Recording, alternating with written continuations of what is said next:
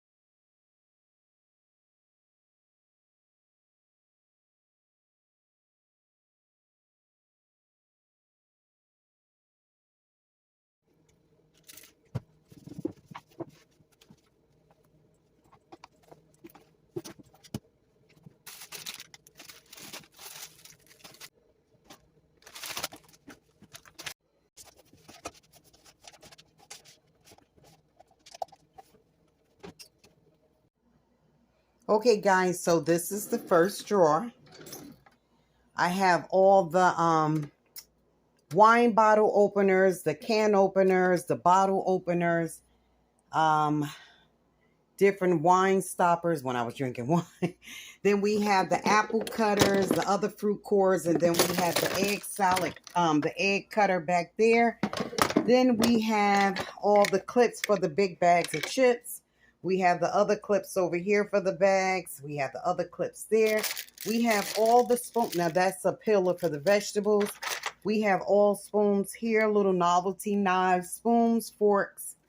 Then back here we have the stirrers for the drinks when we're in the backyard. We got all different ones for the holidays. So that drawer is excellent. I think it looks very well. So I bleached out all the drawers with a rag. Over here we have our lemon and lime squeezer. We have the beater. We have egg separator. We have a little strainer here. Then we have knife sharpeners, graters, different types of plastic utensils that we use in the backyard when we're serving food. Garlic slicer. Then over here, what is that? We have the dough cutter, bacon cutter thingy. Let me put it back over there like I had it. Because that's how your drawers get dirty in the first place, isn't it, Deborah? Okay. Then I have all my little ties right here that I use when I know this is crazy. When we lose the wrapper for the tire for the bread, so, or paper plates or whatever, you're always losing the ties to them. Here I have all my, okay. I have all, oh, here go another egg. Oh, no, that's not an egg cutter. That's the thing I should have threw in the garbage because I threw the other pieces away because the cup was broken. Oh, no, that's a different one. Jesus, okay. All right. That's one of them little cutters where you can cut up your onions, peppers, and all that. Anyway, I have all my scoopers here, my ice cream scooper, all my cookie scoopers, melon scooper. I have the thermometers for the when you're cooking your meats. I have the fish grater, vegetable graters. Then I have the potato grater.